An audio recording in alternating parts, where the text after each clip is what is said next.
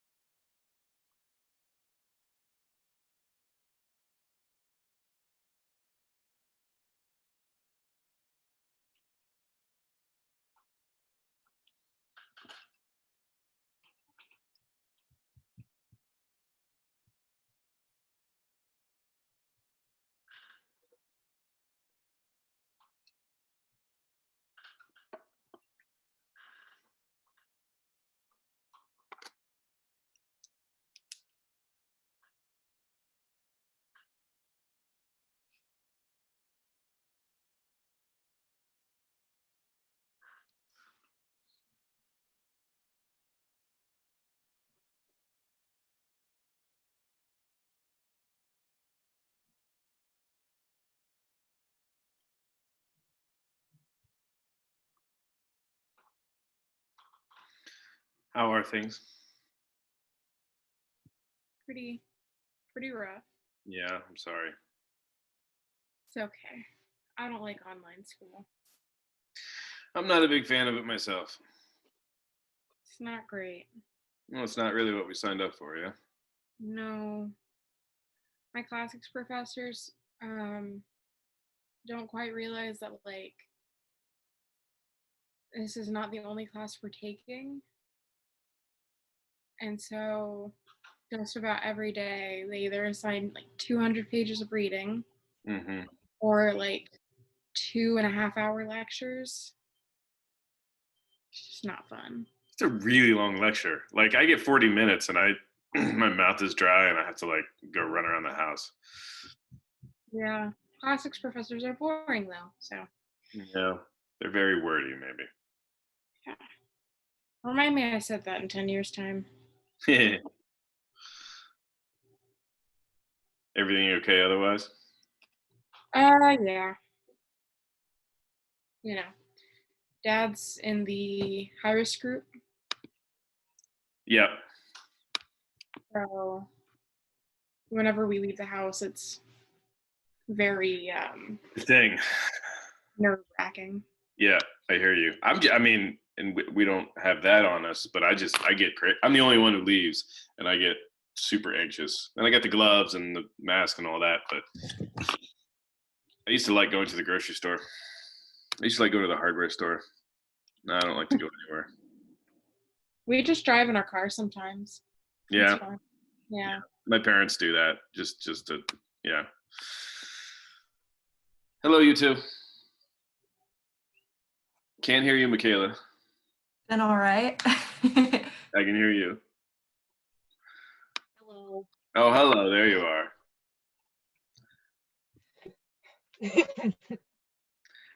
Now, Now your nickname's in quotations. Your, I assume, self-given nickname is in quotations.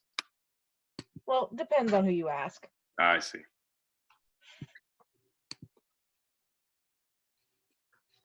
Bree, is Casey your advisor or no?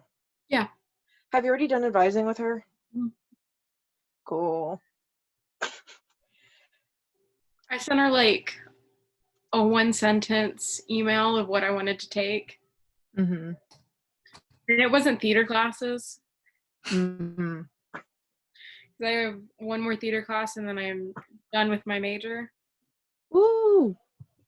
But she's like, all right, here you go.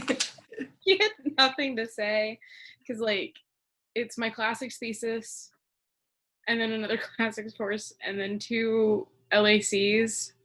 Mm. Like, I don't know what you want me to say. Also, so apparently Lisa changed the way that they're doing theater history because, of course, like the last 2 classes I have to take are theater history because I'm an idiot. And so now they're doing it where, because before the way they did it was the first theater history was done in the spring and then the other one was done in the fall, which I didn't think made sense anyway, but whatever. But now they're changing it to the one that makes sense. But I'm like, but here's the thing, I need to take that class. Right. Is it Well, coming I up noticed next that year? too. I wanted to take it, but I couldn't. Like, I I'm sitting here did like, theater histories.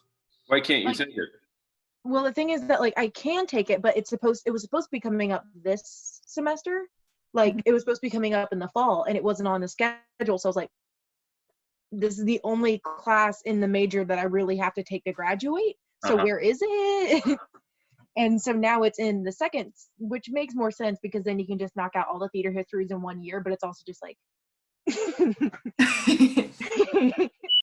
I'm very nervous. Who's that? That's me. Hang on 1 second. It's fine. Simone's baking. I was literally like, I thought a fire alarm was going on. Me too. I was scared. No, that was the fire alarm. Oh my goodness. Our oven is right next to the fire alarm. So if Mm. there's any kind of burnt stuff in there from the previous dinner, it's just, yeah, it's a nightmare. And then it sets it off everywhere, including our rental unit. So it's awesome. So I'll use that as a way to start class. Wait, I got 2 waiting. They missed the fire alarm. Dakota Damn it. and Megan. They should be here momentarily. There's a picture of Dakota. There he is. There's a moving picture of Dakota. Yeah. And where is Megan today? Space. Very good. I feel so insulted that you didn't let me in. I'm sorry. Literally, a fire alarm went off. So they can vouch for me. Mm-hmm. I got you. Welcome to class. Kaylee is not going to be with us today. So this is who we got. Let's go around the horn. How's everybody doing? What are we doing to keep sane? Did we actually do the thing we said we'd do last week? I'll start. Depends on the minute. And I'm this close to reading that book. I got like 20 pages left. But you know how you get to the end of the book and you want that last 20 pages to be like peaceful and like nothing else is going on, so you can totally focus on the ending because you don't want to. I haven't found that moment yet, but I'm going to. So I'm almost there. And the garden's doing well too. So that's me. Sanity levels have dropped since last week, I will say, but trying to keep positive. I think the weather's been really, really nice like the past weekish, so I've just been trying to like spend as much time outside as I can, going on walks, and I literally like set up a blanket in my backyard and I just like lay out there sometimes to get some air and sunshine. Awesome. Megan? I finished my puzzle. I did. I finished it. It's large and in charge. It's on the wall already. I started a new puzzle. And I also started the process of taking my nails off. So it's been a very sad day. Rest in peace, Megan. All right. We're Congratulations. just here with foil fingers, so just don't ask. It makes sense with the space thing. It's totally fine. Yeah, we got them all off except for these 4 that are being really stubborn. Dakota.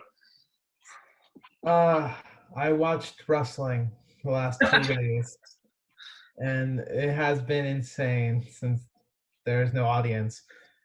And then they just had like these pre-recorded matches that were literally they're absurd, and it was fantastic.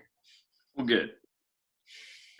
I watched John Oliver last night for the first time since this whole thing, and there's no audience, and so he's doing his bits the way he would, but nobody's laughing, and it's just weird and sad. I've seen the other episodes. I haven't watched the newest one. That's later job today. After this class, I'll watch it. Yeah, there you go. Miss Michaela. Hi.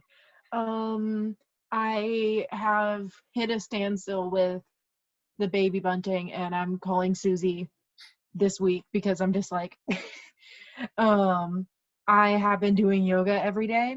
Nice. And when I say it hurts to sit up, I was laying down before class. I was like, can I just like slip in with my audio and just lay there? Oh, it hurts to laugh. And I am right now trying to figure out what I want to do for next semester. And I have to talk to Rob because of things with me doing stage managing next year. Does that count as a 204, or is that grad work or whatever? I don't know. So that's fun. Bowen doesn't answer text right now, so that's also fun. Mm-hmm. Well, thank you for sitting up in pain and being with us. And how about you, Brie? I am great. Disney Plus is getting a lot of my time between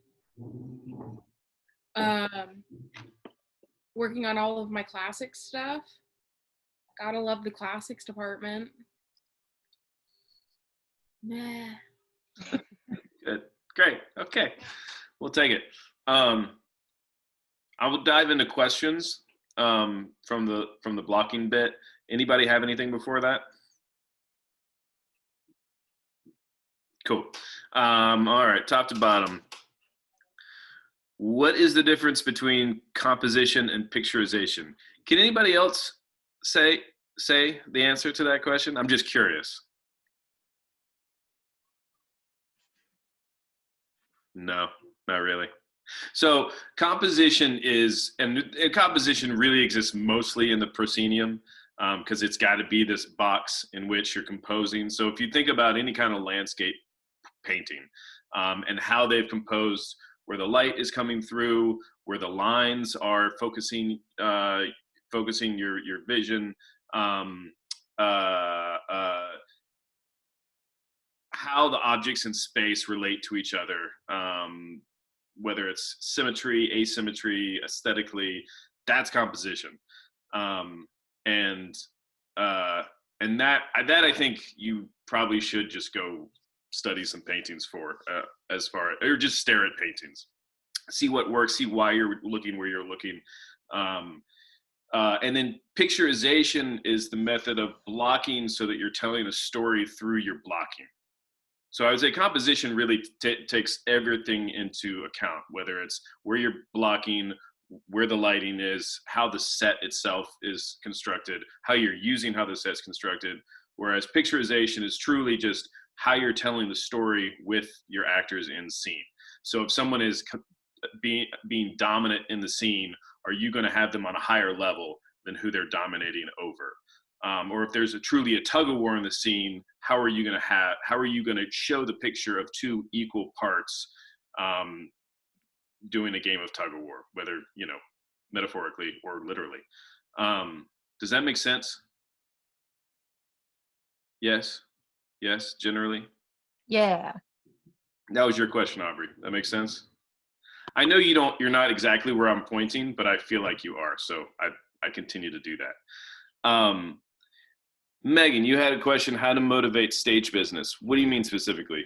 I mean, I know generally what you mean, but. Yeah, so like when you just have like a whole bunch of people on stage, like filler people for like in situations like when there's a crowd, I don't know how you motivate like. You mean like secondary action?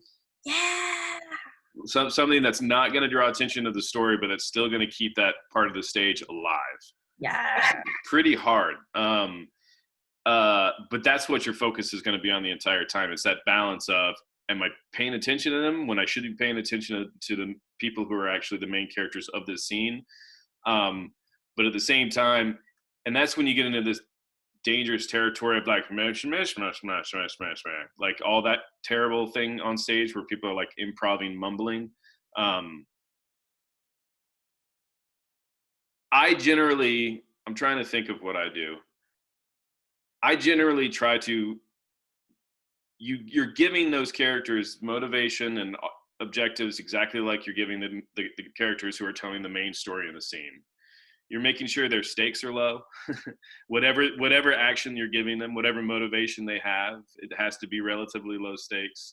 But at the same time, they have to be committed to it.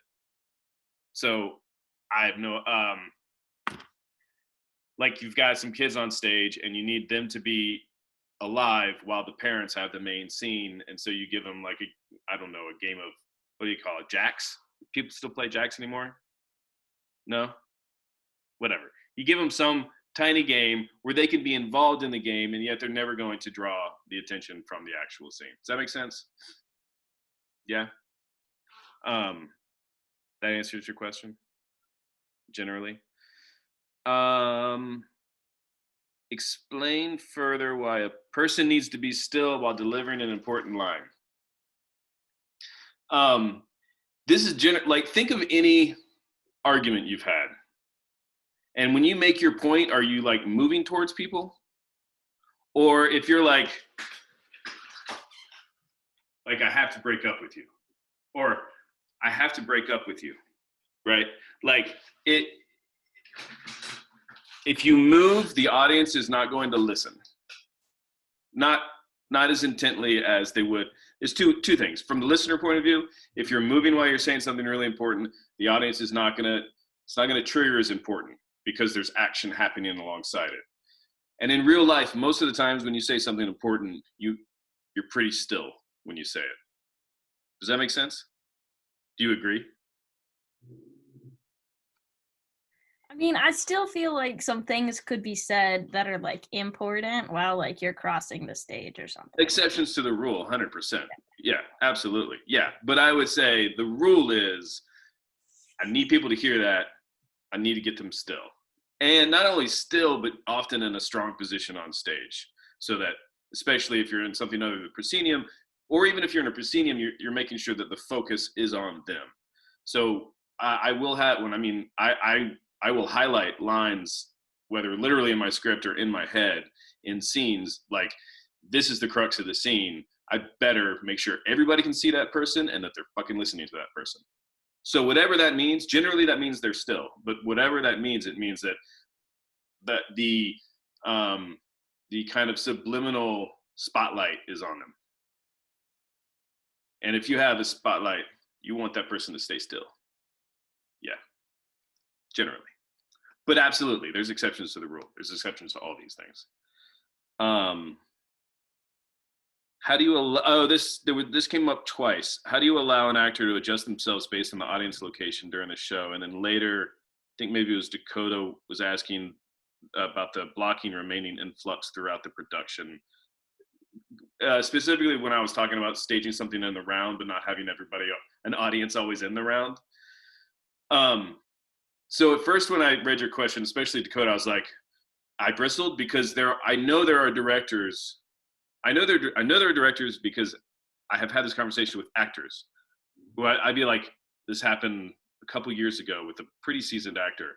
And we were like, oh, okay, well, the blocking's like, you start up here and then come down stage. He's like, yeah, but I won't do that every time. I'm like, oh, no, you should do that every time. That's the blocking. Like, that's the thing. And he came from a school of thought where like, he's too free in an actor to pay attention to blocking. So I had to like massage that a little bit and figure him out. But that being said, so the first year I directed Romeo and Juliet, we did it in the round, and we installed it in this lot downtown, and we kept trying to play with how to curate the audience to actually get in that round, to actually, I mean, we'd say at the beginning of the show, go all around, we play all around, we invite people in and like try to push them towards places, but audience, like, they see an empty side of the stage and they assume that's backstage, so they go somewhere where people are sitting. It's just, so we kept trying to play with how we put the stage in the lot, and so we turn it 90 degrees, and then all of a sudden we'd start playing it, and it was a better place for the acoustics, but the sun went right into my actor's eyes, like right into Juliet's eyes through all the first act. And so we were having to kind of on the spot try to figure out how to fix this. And what I realized is I blocked in the round, and so I blocked on diagonals strong. So I told him just to flip it, like react to the spot, flip the whole scene over. It's going to be the same. You're going to go the same places. It's just going to be flipped. And what I found was, it was a big aha for me. They could do it no problem. Like they could just react, and then the sun wasn't in their eyes, or wasn't in Juliet's eyes for the whole scene, and they were able to go about it. And I'll tell people I'll tell my actors in rehearsal. I did this for Bald Soprano and what do we do? The Room. Michaela, you still there? She's left the building. Yes. Okay, that's what we did. But I would tell them, because I anticipated we would not fill every single section, that they had to be aware enough, especially when they were speaking to the audience, and that came up quite a bit in Bald Soprano, that you can't speak to nobody. You're gonna have to adjust. So there are some times where it's going to be in the round if we're lucky, and then the other times you're gonna have to adjust to a thrust or to an alley. You have to play to the people. So I like to think that the blocking that I create is robust enough, especially in the shows that I do on a big blank stage, that the actors can do that on the spot. And they know their entrances and the exits, they know where they're supposed to cross, they know why they're crossing, who they're crossing from or who they're crossing to, so that if you flip it, they can follow it. If you adjust it by 90 degrees, they can follow it. And we kept doing that in the space. We kept doing the stage, we'd do it 90 degrees, then we'd do it 180, then we'd push it back against the wall. And we were trying everything just because we had to try. And the actors were very adept at making those adjustments. Does that answer the two questions, Cody and Megan? Yeah? Yeah?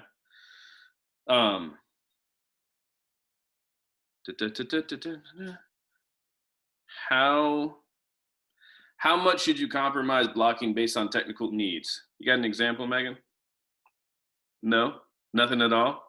Well, okay, so let's say for Hedda, your curtains needed to be like in a different position or a different like angle or whatever than what they were, and that like messed up like your hotspot points of like the fireplace being a hotspot point and the window being a hotspot point, just because they couldn't, like the curtains couldn't be where they needed to be. I don't know.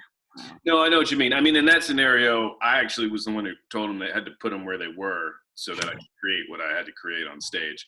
But hopefully you any big adjustment, hopefully you have tackled before you went into blocking with the set designer, as far as this is our ground plan, this is what we're going to stick to. That being said, I mean, things happen, and you'll get to tech and be like, oh, we can't do that at all. And then it's a matter, like your box just got smaller. The box we keep talking about, like your box just got smaller. Like I know I was assistant director in a technical rehearsal where the stage would go down, and then they'd rearrange the furniture down there, and then it'd come back up. I may have talked about this before. What we didn't realize is it took like 3 minutes to go down and come back up, which doesn't seem like that much until it's a transition, and like you're going like half dark, and it's just like, oh my God, we're totally effed. And it couldn't just sit there in the dark. Like we just couldn't, because it killed all the momentum. And then the artistic director came in, and she actually is the one who I steal her transition lecture and give it to you. That's going to be Wednesday's lecture. But she came in and she started kind of like you're gonna have this character lead the transition because they're the most important character coming out of that scene going into the next scene, and you're gonna follow them across the stage in light as the thing is slowly going backstage, so the audience has something to look at, and a story is being told while this freaking trap is going down and up. It wasn't just a trap; it was enormous. It was like enough to hold a couch and chairs and all that. So that was the box that had to work in from there on. And so for every transition that dealt with that platform being lowered, the director and the artistic director, and sometimes me, I would chime in on ways to figure out how to continue to tell stories. So yeah, you just work in that box. You continue to work in the box. And I would hope 9 times out of 10, it's not a compromise, but a discovery. Yeah, that show came up with some beautiful transitions that were never going to be there. Because of the big, huge problem in tech. Yeah. A play is, I think Michaela asks, is there a play in which actors sit for 45 minutes and don't do anything? I don't think so. Does anybody know of one? The first thing I thought of was My Dinner with Andre, but that's a film by 2 theater people, which is just 2 dudes sitting at dinner for an hour and a half and talking, and it's awesome. But they specifically made that a film and not a play because I don't think they didn't think it would work. There's a few Beckett plays. They're not 45 minutes long, but Right. Yeah, I mean, Becky could get away with that for a little bit. stationary. Play comes to mind when it's the 3 people in the urns. Yes. I mean, Crab's Last Tape, he gets up and shuffles around a little bit, but mostly he's at his desk. Is the Sunset Limited one? What's that? Is the Sunset Limited one where they sit Well, down? the thing is, the only reason why I didn't think of that one was because of the fact that there are long stretches where like they do get up, so like there is action. Right. So I was like, Right. I mean, I'm sure it exists out there, and I would be willing to bet, like, so I got directed Crab's Last Tape, which is just an old dude at a desk with a voice recorder of himself, right, from previous years. And what we found is every little movement, the clicking of the recorder, the writing something down on a ledger, everything, unlocking of a lock became an event, like became as big as striding across stage or something, like, so every little thing became those things. And when we got specific enough about all those events, it became kind of fascinating to watch. So I'm sure it exists out there. And my guess is that's how you would tackle it, of making sure that every little movement and it would have to be masterfully written. Like, I mean, Crap is Beckett. And, yeah. Anybody think of any others? I've seen a version of Waiting for Godot at like a high school theater festival where they sat there for an hour. That's interesting. Yeah, when we did Godot, it was the most highly physicalized. Like, I've dropped like 20 pounds during that show.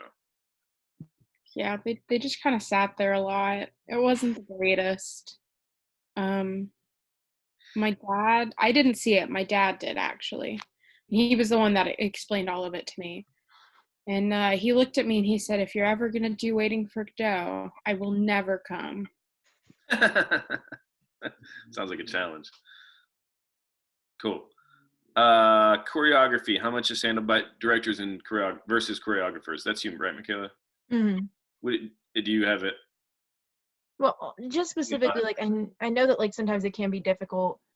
So like, how do you talk to choreographers to keep things cohesive and blocking? Yeah, so that, totally. like, Right. I mean, I have worked with a choreographer once, and it was great. And I tried to work with one here. We didn't quite match up, and so I ended up kind of doing it myself. And I actually, the one time I did it, it made me want to do it more. But I had a very specific box for him to work in, right? Like there was a square dance, there was a movement piece at the beginning of the second act that I really needed.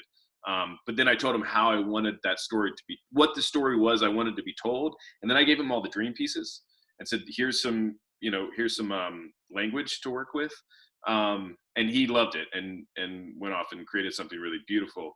But making sure that as a director, I'm giving them the box that they're working in, and like when they come into rehearsal to do their work, I've blocked up until the end of that, and then I've blocked out of it so that I can tell them exactly what the movement is going up into that and what is going to be coming out of that.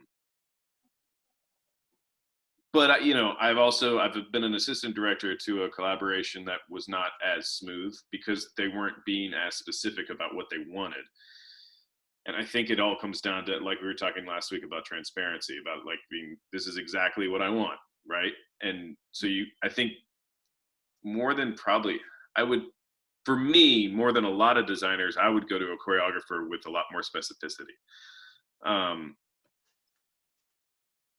Yeah, I tend to, and then when I don't have a choreographer, I tend to toe the line right up until the point where I would need one if I stepped any further, because I'm not that, and I'm very much like in Hedda Gabler, I had the actors figure out the dancing around the piano. That just evolved organically after them doing it 50 times, and me going, do this a little bit different.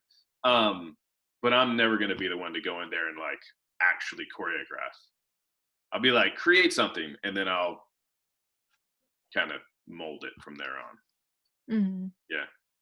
Anything else on that? Cool. Are there some shows that don't work in certain spaces? This is Kaylee, I think. I'd like to hear y'all's opinions, but like I was trying to think, because anytime I think of something like this, I'm like, yeah, but I try to do it anyway. But I think like a farce in the round would be super, super difficult, because you really want those two doors coming in and out. Not saying it'd be impossible. You could have two sides of the round coming in and out, but I think it would be hard. The other thing I've heard of, I didn't see it, but Steppenwolf did a production of The Birthday Party by Harold Pinter in the round. I think it was Austin Pendleton directed it. And that play needs such a tight suspense, and the round very often doesn't provide that, because it you would think that like a circling closure would push the energy in, but there's so many aisles in the space, it doesn't have that, and the play needs that. And I heard from people who saw it that it didn't quite achieve it. Anybody else have anything of plays that wouldn't work in certain configurations?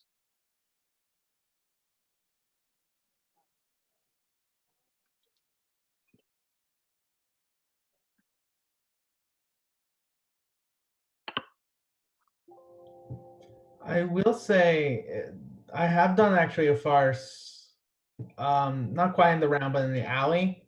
Okay. And we were really close to a round, and I felt like it worked pretty well. It was a government inspector. You had the two doors like on the two walls? We did. We had a doorway. We had like a doorway in one corner and a doorway in another corner. So it was kind of like, so we had only like 2 entrances in the diagonals. And then we could only keep body and seating technically on 2 ways. I actually, in my comment about the alley, I never heard, I mentioned like we called it hallway seating, an idea. Like the idea is they were like the lockers or something is how we were trained. Yeah. So we had these 2 diagonals only for entrances and ran through farce through that, and it had a lot of good reception. Yeah, I could see that working really well. Yeah, so I guess I'd probably lean towards no. I think anything can work in anything if approached the right way, I would think. I mean, maybe there's one out there that someone's tried every which way and it just couldn't crack the nut, but as long as you know the advantages and disadvantages of your space and your configuration, and then the needs of your play, then you can probably figure it out. Probably. You're not always going to do it well, but you can do it. Well, right. And even if you're not successful traditionally, you might find some discoveries that you would never find otherwise, you know. That being said, if you had utter flexibility of space, like my company, the space we ended up having the second half of our time was super flexible. We could do any configuration we wanted. It was just a very flexible black box space. And if you have that, then I would look at the play and like, what does this play thrive best in? Yeah. and then make your decision. If you don't have that, if you're like, we've got a proscenium of space, and here's your play, and then you're just gonna have to figure it out. Are there how would you help ease an actor that may have serious concerns, anxiety about changing major blogging right before a show? And then somebody, Dakota, I think you also asked about the dream play. So in short, that play, I fucked with it a little. I put as I do a prologue and epilogue, and the prologue was the dreamer going into the dream, and then we were in Strindberg's dream play, and then at the end I had an epilogue of him coming out. So that once he was in the dream, I had him blocked around the periphery. We did this in the round? Yeah, we did it in the round. Blocked around the periphery so that he was watching his dream unfold the whole time. And the note that I got is, what is he doing out there? Why isn't he interacting with his own dream? And it was one of those like, yeah, no shit. But we opened in like 48 hours. And so I had to go back through and put him in the middle of every scene in some way. And I would say, looking back on it, the way that I did that, again, this word keeps coming up, is transparency. I was like, okay, I think I screwed up, but I told him why. I told him why I wanted him to do it. And I told him why I needed him to interact and in what way he needed to interact and what the rules of his interaction were. So I set up his whole like rules, ins and outs, so that when we pretty much walk through every scene and figured out based on those rules how he would do it, and then it happened. Kind of, it's one of those magical theater moments. So how to ease the anxiety, I would say, is by saying exactly why you're doing what you're doing. I hope to never have to do that again, never have to reblock an entire character right before I open a show. It might happen. That's not your goal, but it solved the show. Like I swear, like after I'd done that, the show, he had purpose in the show. Whereas before he was basically an audience member in the show. And it was a really good example of my own theory being good in here and not actually working once it was on the stage. And I've gotten better at recognizing when it doesn't work, because you can make a lot of rules in your head and it all makes total sense and it's all logical. It's like, this is totally going to work. And then it doesn't. I made the same mistake a year later when I did Grapes of Wrath, and I had my musicians be peripheral chorus, like a Greek chorus basically. And then I caught it earlier. It was like 2-3 weeks into rehearsal. I was like, oh crap, they have to interact. And so that I had started having them interact with the characters. Yeah. Hopefully that answered Kaylee's question. Did that answer your curiosity, Dakota? Yes. Yeah. How could a director encourage an actor to figure out their own blocking through their motivation? Who is this? No? How can a director encourage an actor to figure out their own blocking through their motivation? Well, regardless, I think, wait, this was you, Dakota. No? Maybe. I think I worded it slightly different. Yeah, I may have paraphrased that. Yeah. Could you ask your question in your own words? I was like, so I was interested in seeing how a director can influence an actor to be more creative in the blocking and bring their own ideas into it, essentially. Right, without telling them exactly what to do. Yeah. Yeah, without or saying, can you like liven it up a little bit? Right. Right. So I think that happens in two ways. I think one, if you're seeing an actor and you can't tell what they're doing or why they're doing it, then you start at the foundation. Like, so let's talk motivation. Like, what are you after in this scene? Yeah. Or just say, it feels like your character needs so-and-so to do whatever. And I just need to see that a little bit more in your actions, something like that, so that you're working with a shared understanding of their objectives and their goals and their beats and their motivations, so that then hoping that they will then once you arrive at that hope, they will act on that. That doesn't always happen. Sometimes you have a younger actor or a more inhibited actor, or for whatever reason that day they just didn't show up as open as they usually are. And so then it is a game of a little bit of like kind of planting seeds so that they can try to grab onto something and then go. But also really listening to them. I'm thinking of an actor in particular who I was having this issue with. But then every once in a while, this actor would like make it just a tiny move, like a tiny move towards something outside of the blocking we had. And I'd see that. And I go, oh, you wanted to do something. Go do that thing. And getting them to start learning to trust those instincts, because all of the actors have those instincts to go somewhere, to break out when they have.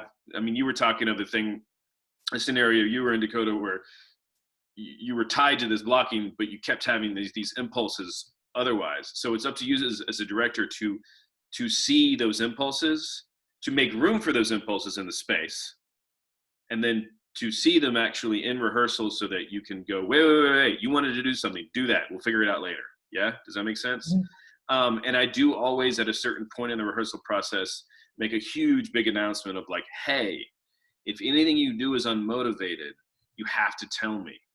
You have to tell me. If you don't know why you're doing it, you have to tell me, because we can fix it now. No problem. Piece of cake. We can't necessarily fix it, when it's the show's open. So making space for actors to feel like they can be like, I have no idea why I'm doing this. I remember as a young actor, I would remember very vividly in Glass Menagerie as Tom. I have no idea what the scene was, but my director was like, can you get motivated to go across the room? And this was my young actor's brain. I'm like, yeah, I think I'll see a penny over there. And then I'll go across the room, lean over, realize it's not a penny, but then I'm on the other side of the room. Obviously, that has nothing to do with Glass Menagerie or Tom or anything Tennessee Williams ever wrote. It was a terrible thing to do. I think I did that for all the shows. I think that stayed in. So trying to figure out how to help your actors not do that. And then feeling that moment in rehearsal where, and there's plenty of these, be like, listen, because I've got nothing. Sometimes you just don't have anything. You're like, I technically need you over there so that I can open this up, so that I can tell the story better from this character. I don't know what gets you there. Any ideas? And then being able to tell whether the actor's like, yeah, no, I got it, or the actor's like, yeah, I got it, and then their brain going, I have no idea, I'm just gonna walk over there. So it's a fine line. It all comes down to listening, I guess, at the end of the day. Does that answer your question? Yeah. Yeah. Generally. Yeah.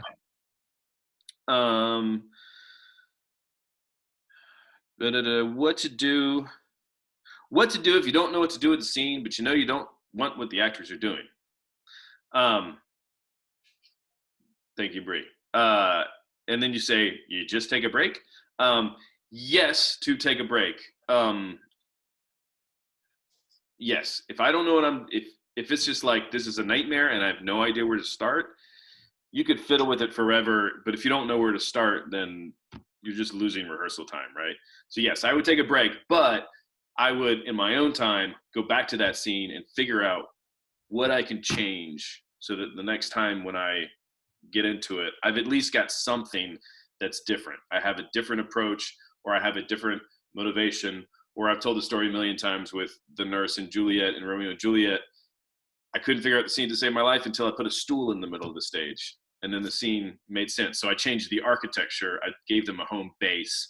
I gave Juliet a place to sit, and it all made total sense. It wasn't just this meandering, wandering thing. I rooted that scene. So yes, take a break. Go to your laboratory. Go over the scene a bunch of times. Fable the scene. If you have to, figure out what you can change and how you can get to better know that scene, and then go back to it. And you've got a better shot. Okay, that's the questions. Any other questions that came up through those questions?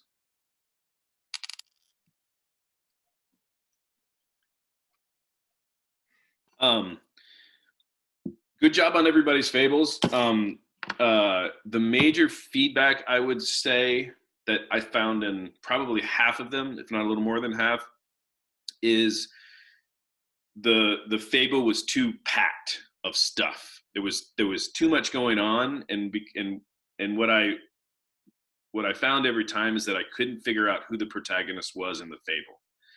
And because there were so many, in one sentence there was one protagonist, and in another sentence there was another protagonist, and so on and so forth. And if you find your protagonist and make sure that every sentence relates to what that protagonist is after and the obstacle that they have, you'll find that characters will drop off, plot points will drop off. That's okay, because this is a fable. It's not a summary. It's not your play. It's a fable of the play. So the fable of the play should deal with the protagonist and their through line and everything that happens to them and they happen to other people. Does that make sense? Was there any fable feedback that was like, F this guy? I don't know what he's talking about. No? Are you sure? You can tell me in private. It's totally fine. All right. We have come to our breakout time of our class. All right. So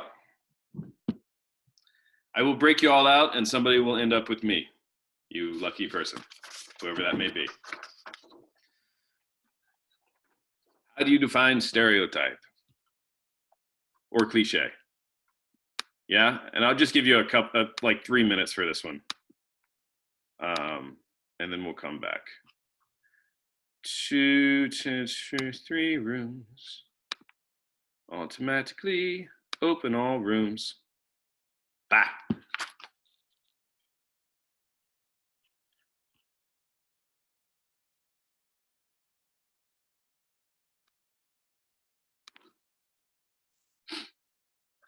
Oh, you're the lucky one.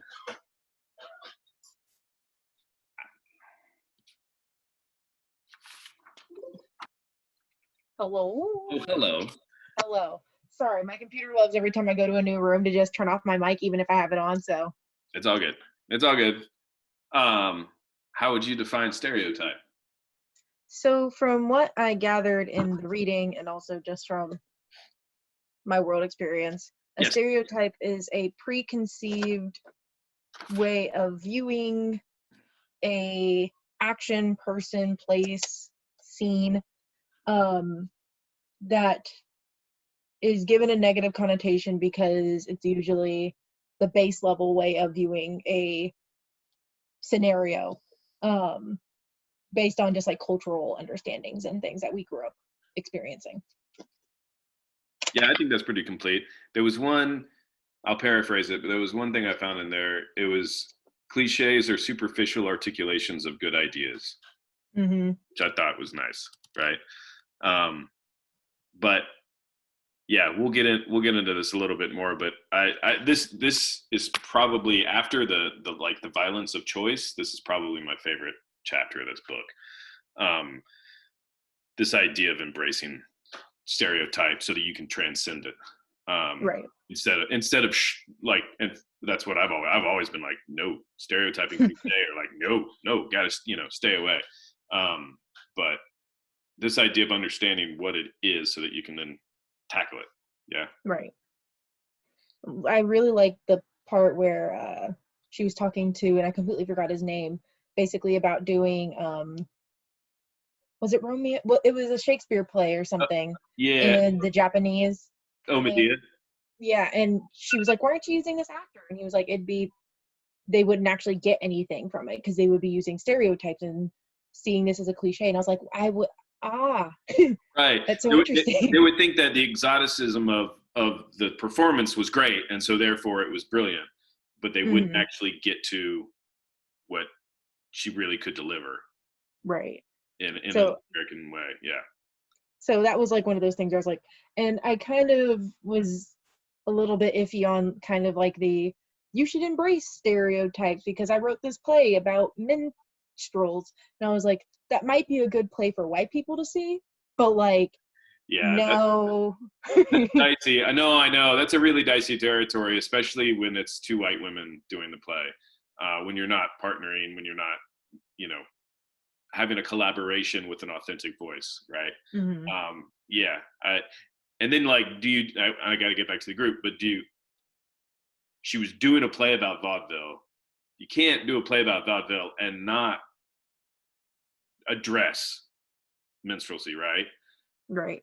But then, so do you just not do a play about vaudeville, or do you make sure and find a collaborator who can, you know, collaborate with you on that specific section? Or do you how do you create a room in which, you know, the real voices can create that piece? I don't know how she did it specifically, but yeah, I agree. That was dicey. Oh, sorry. Are we supposed to be back in the big group? Yep, I gotta go. Okay. I gotta go, and then I gotta let them go, so it'll be like another minute. Okay, cool. Yeah.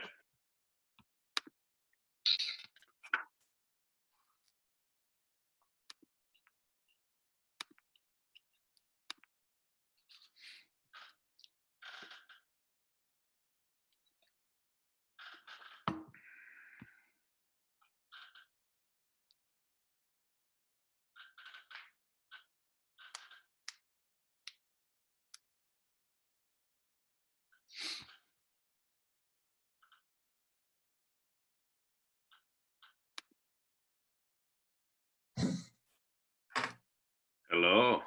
Oh, All right, we got everybody. Well, everybody but my partner. Where'd she go? Well, Peace, Michaela. we went to the breakout room and one didn't come back. Okay. oh no. All right.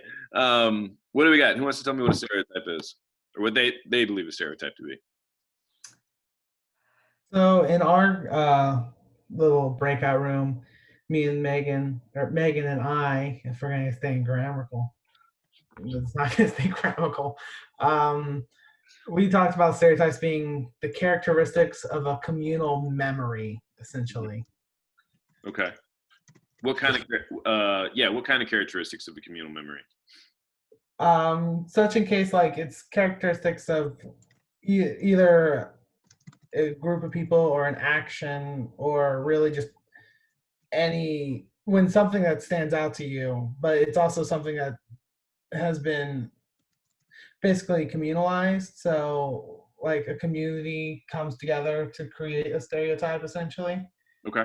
I think it's like associating it with a group of something or a thought of something that is in a way can be widespread. Like if you think of being sad, but you have to emote sad, most people think of emoting sad in like a similar way of like crying like this or something. And I think that's like a stereotypical way to do an action. Gotcha. That's, Yeah, that makes sense. What would y'all add to it? Aubrey and Bree. Bree and I came up with like putting someone or something in a box. Mm-hmm.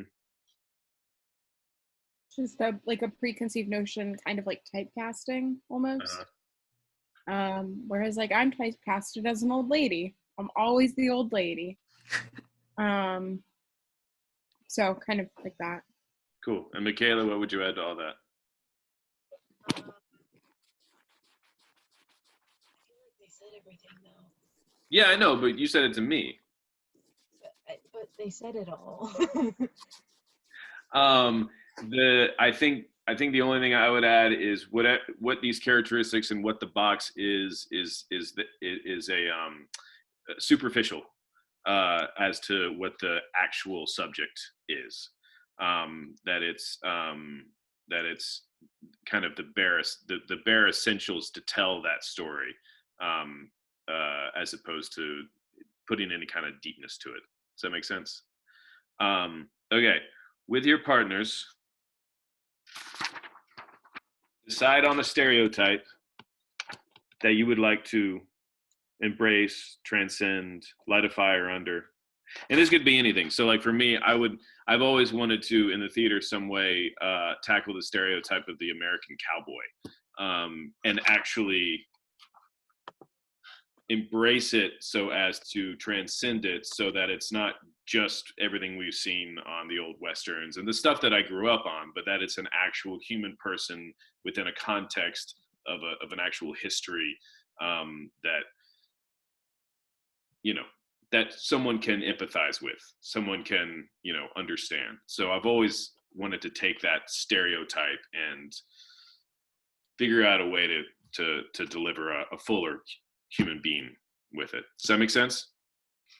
Generally, so it's just something, and this can be whether you want to do it in a play or whether you'd like to see somebody do it in a movie, just a stereotype that's out there that you would like to see embraced, or you would personally like to embrace. All right. Give you 4 minutes this time.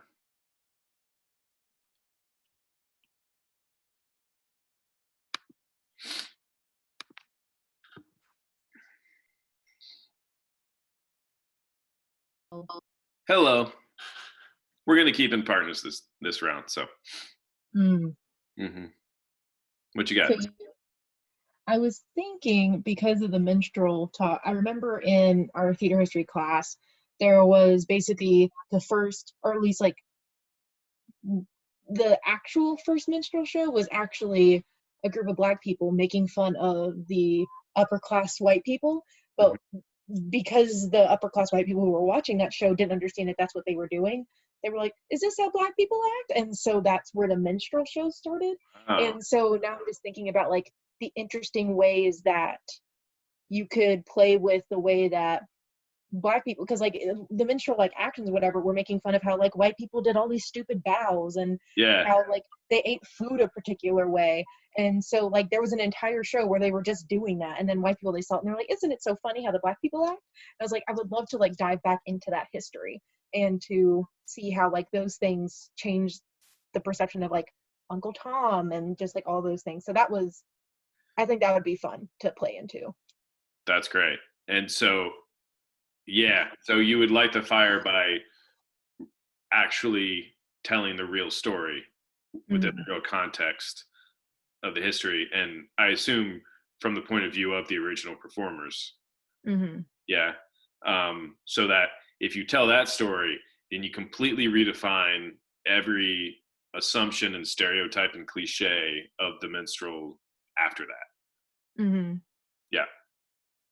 I just think it's so cool how minstrelsy started with Black people making fun of white people, and then white people just took it and it just went a completely. I didn't know that story. Yeah, no, that's really interesting. Somebody needs to tell that story. Yeah. You should do that. I was also just thinking about like the cowboy thing you were talking about, kind of like the way I was viewing Fool for Love. I just think it's so interesting the way that like cowboy culture has just grown over the years into basically just being hit culture, but it's not, but it is. And it's just, I think it's so interesting. Well, I mean, there's a lot, I mean that I do think Shepard went a long way towards doing kind of what I see, or what I hope to do, or what I hope someone else does in that. And I think that's why I do like Eddie, because Eddie is a cowboy in the sense that does the rodeo circuit. He lives that life, but the life is not romanticized. The life does not pay. He is not a good person. He is not a white hat, Right. cowboy. That he is a deeply complex human being who has, for whatever reason, fallen into this life or was born into this life, that kind of breaks the stereotypes of the American cowboy as we know it. So yeah, I mean that's why I think I like Eddie. That's why I really enjoyed playing him. Which I don't think I ever articulated until right now. So thank you for that. I'm going to get everybody out of their things. All right.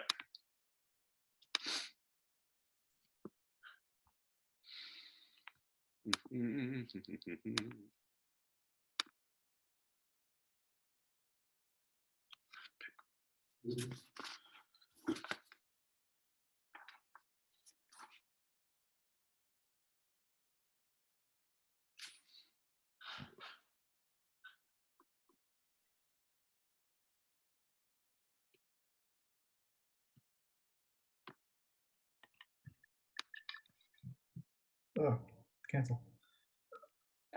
Gallery. Okay. All right, everybody. What stereotypes do you want to embrace? Michaela, do you want to go first? Sure.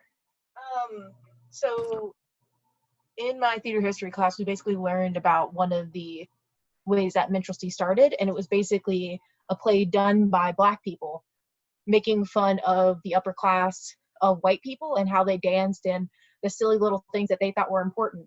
And a lot of white audiences saw that and they were like, oh, look how silly the Black people dance. And then that started the minstrelsy movement.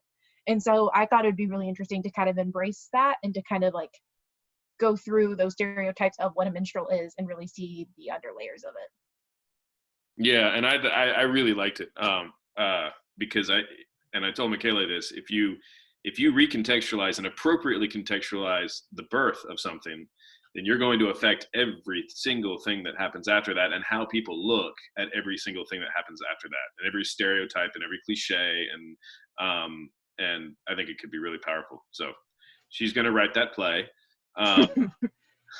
What else you guys got?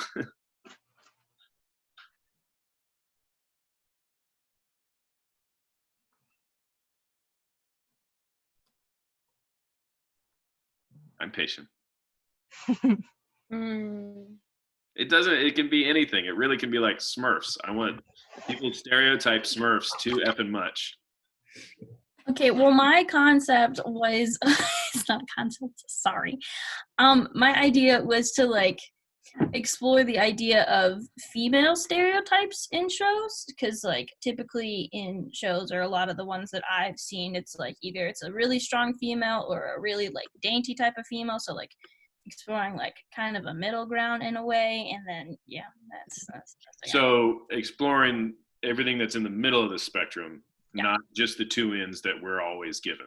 Yeah. Like we're always given the fancy, whatever, done up side, or the jeans and whatever side, but everything in between. Yeah, that's awesome.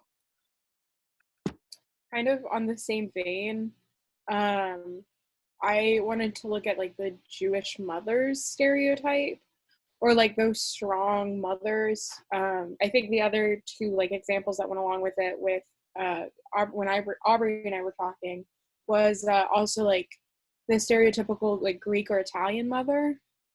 Like they're very strong women with like big family values, but they're always made fun of like in TV and in movies. They're used for comedic relief. Yeah. So. Yeah, I think that's great. And so, I mean, so far in all of these examples, it's showing the full complexity of the person, right? Taking something that is very often done with like 3 strokes and actually, doing some Seurat pointillism with it. All right, what else? I kind of thought of like the tomboy stereotype.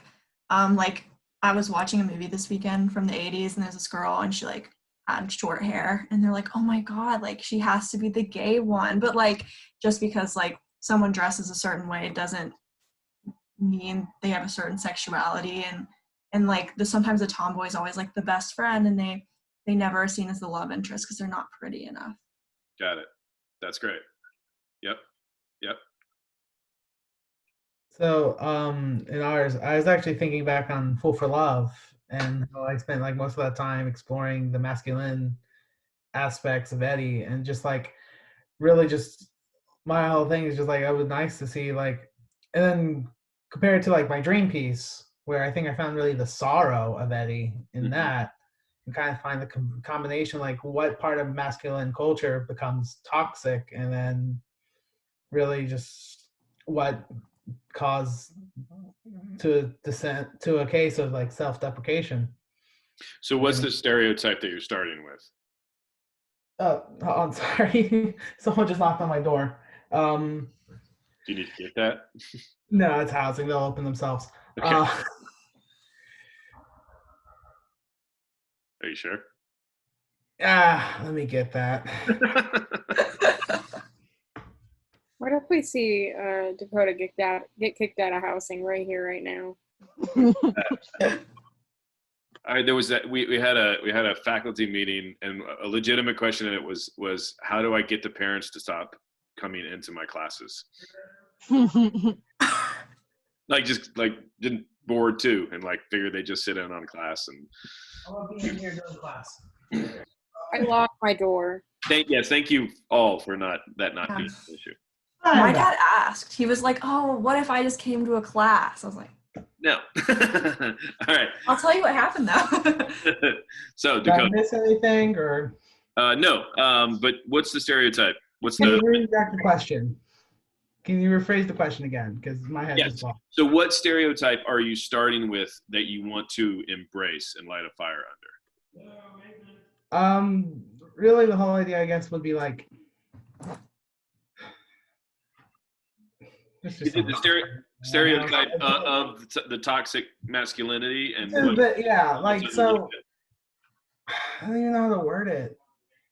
It's kind of similar to I think what you brought up with the cowboy and like what comes off as a rural, rugged, male type deal. Like Yes, how far does it go from before like it's kind of accepted in culture before it's not?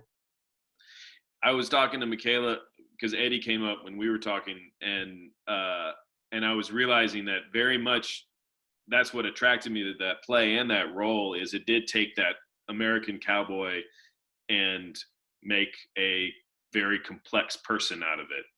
Wasn't the white hat. Did the rodeos, live the life of a cowboy, but it wasn't glamorized. It didn't pay. And underneath all that was, yes, a sad, complicated person. I think Shepard's gotten as close as anybody is from taking that kind of iconic image and making it real. Mhm. Yeah. Was that Something similar, yeah. along the lines?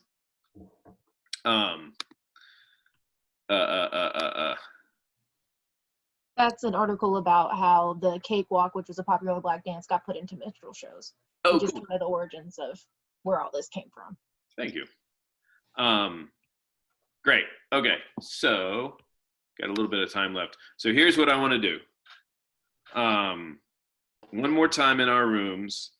And so you can do this about both of your stereotypes that you want to tackle, or between the two of you, you can decide just to do one of them and then just collaborate on how to do this. But pick a classic story, and that can be a play, a book, a fairy tale, a poem, whatever. Pick a classic story that would contain your chosen stereotype. So you could pick whatever, a Shakespeare to contain, you could pick Taming of the Shrew to contain your stereotype. Whatever classic story. And this is coming off of when she talks about the classic stories also being kind of a framing, and so when you do Romeo and Juliet, everybody's has some experience with Romeo and Juliet. So how are you going to fill that Romeo and Juliet with something that's going to say something new, right? And it's the same thing we're trying to do with stereotypes. How are you going to fill that stereotype with something that's going to transcend it up? So try to brainstorm, collaborate on a classic story that would contain your stereotype, and how would that stereotype change the story, and or how would that story help light the fire under that stereotype? Does that make sense? Yeah? Cool. And the last breakout is commencing now.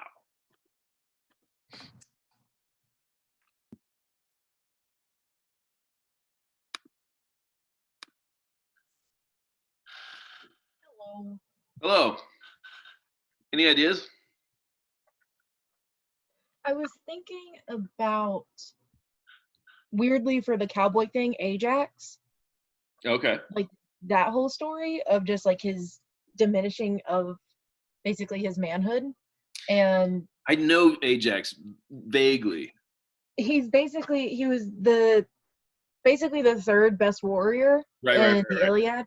Right. And what happened to him is he got denied the armor of Achilles because it went to Odysseus. Yeah. And then he was like, you know what? I'm going on a killing spree. All these people are appreciating me for all my Ajax glory. Yes. And then, yeah. So I was thinking that'd be a really cool way to kind of like talk about kind of the downfall of the cowboy in a way. That's really interesting. That's very cool. I might steal. Just give me a little bit of credit in the program. Because the reason I know the Ajax is because I'd read a book. It's about this guy who uses Greek stories for to help soldiers and PTSD, and so he takes really great actors with these stories and he brings them to army bases and all of this. And Ajax is one of those stories that they use a lot. Yeah, that would be very cool. Mm-hmm. Anything for your idea? Not really yet. I mean, I feel like Merchant of Venice might be interesting to do just because it's already racially charged play. I know the Othello has a lot of racial issues and people, I mean, one of the more popular productions has, oh God, what's his name? He's a very popular, I won't remember it. He did blackface for it. And again, it was in the 70s, so they didn't know any better. Laurence Olivier, yeah, sure. So it was just one of those things where I was like, Othello would be interesting to kind of like see the way that like as he's more integrated into the more European society and taken out of his level, how they try to menstrualize him and to make him into this caricature, and that kind of makes him go insane a little bit. Yeah. But maybe. Yeah, I dig it. No, I was trying to think of a play. I'm sure this will bug me. Not bug me, but stay with me. That in which you have an audience watching a play. Like there's plenty, like I think of the Mousetrap and Hamlet, like initially. Mm-hmm. There's a lot of those plays, none of which I'm thinking of right now, where you could take that framing and then insert the historical context that you're talking about. It's out there somewhere. Mm-hmm. It's another play. They're watching a play. I'm just thinking of highfalutin British stuff, so that wouldn't work. Now I keep thinking about it. I like your Ajax idea though. Mm-hmm. I was thinking about that. I was like, Ajax, he's basically the cowboy of the group. Yeah, right. Achilles the jock. Exactly. Odysseus is the genius, and he is left there to do all the blood and guts and gory. I have a hard time not stealing that. Again, just credit me in the pamphlet. Yep, you got it. No problem. Oh, speaking of which, I know that this is probably like the last thing on your mind, but what is going on with your summer plans? Oh, I literally just this morning wrote out the emails to postpone the project for a year. Damn. Because we'd be going into rehearsal in May. I had already postponed auditions because this all hit right when the week we were having auditions. And I've got like half of the cast, but half of it I still need to cast. And it just became like, could we go into rehearsal in May? I don't think we can. I don't think that's where we're headed. Like, and even if everything laxed up on April 30th, is that real? Do we want people immediately, So, and then as far as then June being the time to go out and do these things, it just didn't feel right. So Right.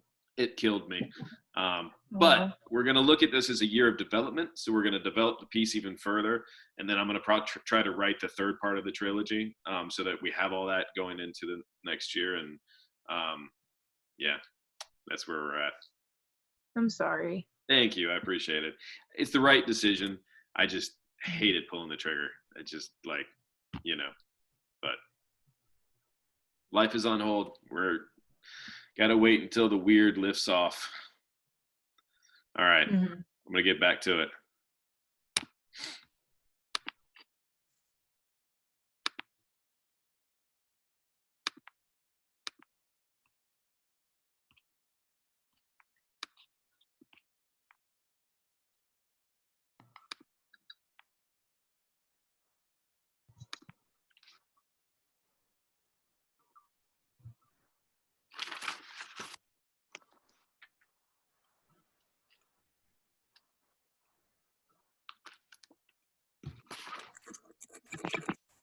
Hello.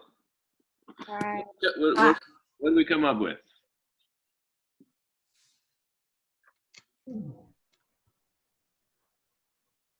Dakota. Ah, dang it. All right.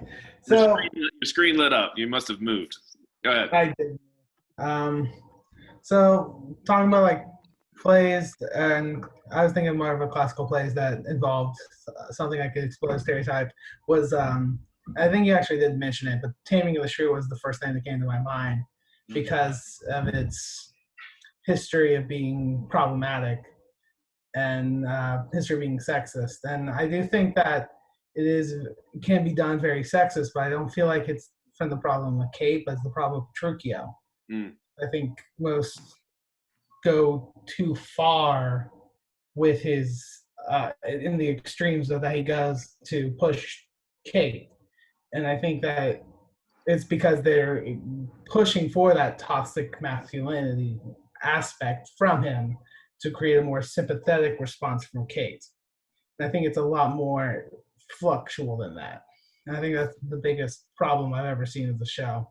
Got it. Good. Who else? So mine wasn't necessarily like a piece of theater. But the two, or the thing, the two, there are three like characters that remind me. The mother character in Everyone Loves Raymond, Mm-hmm. which is kind of where I got them, like, Jewish mother stereotype in the first place. And then also the Marvelous Mrs. Maisel. There's two main mother figures. And they all three are so rangingly different. However, all three of them are still used as like comedic relief, even though one of them is the main character, being Miss Maisel. So, What if you had a play where you had all these characters come in on different ends of this, like all different versions of this stereotype, and you threw them all in the room together in some sort of weird, absurdist no exit kind of thing, and see what happens? that'd be really cool. I'd like that.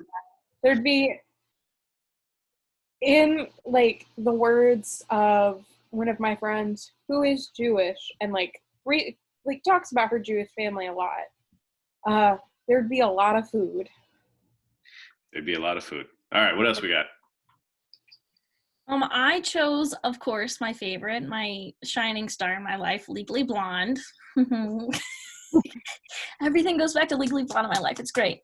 But, like, there's such interesting, since Legally Blonde is, like, there's a lot of females in Legally Blonde, as Dakota pointed out. Thank you, Dakota.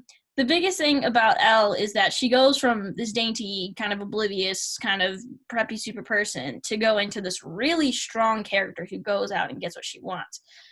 But there's no, like, real, true, like, in-between stage for her where she's just kind of, like, normal. She's either just kind of, like, oblivious dainty, then all of a sudden she gets, like, Technically, she's, yeah, got and it. then, like, super strong. So it's, like, there's no, like, I don't know. I feel like it's missing there's black and there's white, but it's, like, missing the gray. So I feel like that would be super interesting to explore the gray in that. And there's, like, also her supporting characters around her also are kind of either black or white. They're not, like, real. There's no normal, real girl in Legally Blonde. It's, like, super dainty or oblivious, or super strong and punchy all the time. And even Legally Blonde itself is a retelling of the same story, whether it goes from the super dainty into a real person or the nerdy girl into the beautiful girl. Like, there's this trope or stereotype story of that is all about the beginning and the destination and never about that middle ground. Yeah. So finding a way to tell that. Yeah, because specifically in the musical, her real, like, middle ground is during, like, it's like a transition scene where she's studying with Warner, but, like, it's one song where she goes from, like, I'm gonna be like, okay, I need to start, like, getting my shit together, and then all of a sudden by the end of the song she has her shit together, and it's like a 5-minute song, and it's like, so I would encourage you in this world in which we're all doing these projects to take that song and make that song your play, right? Mm-hmm. Actually, that's what the focus would be. That would be the meat of the play. as Yeah, opposed because the interesting thing about it, like that song is like specifically meant to show a period of time. So like, because there's a Greek chorus. I don't know how much you know about the musical Legally Blonde, but there's like that song goes through the passage of time, like right before the end of their year. So it's like their entire freshman year at college is like that, like the bulk of it is that song. So it's just like, because it's like she's like there for like, it like pushes us through like holidays and moments of the school year that like there are breaks, like when she wants to go home but like she doesn't go home anyway. This whole story, but that's like that's for us, that's the gap of our year, is like those moments. So it's kind of like the beginning, like the first 2 weeks, and then like the ending, like 2 weeks of like the year, and then like there's like, so that we don't miss out. We miss out on like the whole middle ground of where she transitions. Yeah, as you're saying. Dig it. Right on. Yeah, anything, Aubrey? Yeah, I said Joe from Little Women because she's not like your typical 1800s woman, and she is true to herself. And even in the end, where like she kind of has this like love interest, it like kind of the ending moment is her realizing that she doesn't need this. She doesn't need a man. But yeah, she's kind of got that tomboy. Would you take Little Women and do something different, or do you think like the most recent Gerwig version actually was nailed the thing that you're looking to do? I liked the Gerwig version, but I think I would do a little different version of it. Yeah. To really focus on that stereotype and. Right, because I think that in the most recent version, their like relationship between Lori and Joe is like a lot of the show or the movie. So. Yeah. Cool. Awesome. All right, Michaela, give us your Ajax. I was just thinking, because I can't really think of one for my mentor one yet because, but we were talking about cowboys in ours, and I was thinking about how Ajax is basically the cowboy of the group, and because Odysseus is like the smart one and he's wise and he gets to run around, and Achilles is the one that gets to be the jock and gets to run off, and then Ajax is left there to like take care of all, like just like he's not as noticed as much. And so seeing his kind of degradation in his own play would be interesting, because that is kind of what happened in our society to cowboys, because they basically just went, okay, we don't need you anymore. So yeah, so starting as the hero, and then the descent of the American cowboy told through Ajax. Dig it. Mm-hmm. Awesome, y'all. All things we should just start working on right now, because we need projects. For next time, so Wednesday is when first thoughts are due. And again, first thoughts are throwing everything at the wall. Why? What does the play mean to you? Make sure it's all filtered through you, right? That's what we're trying to focus on, because that's what we want to get to at the first day address. So not just what does it look like, but what does it look like through you? Why do you see it this certain way? So all the first thoughts about what your play means through you. So that's Wednesday, and I'll try to get feedback like I did this week, pretty much within our class period, and get it to you. Bogart's next chapter for next Monday. What am I forgetting?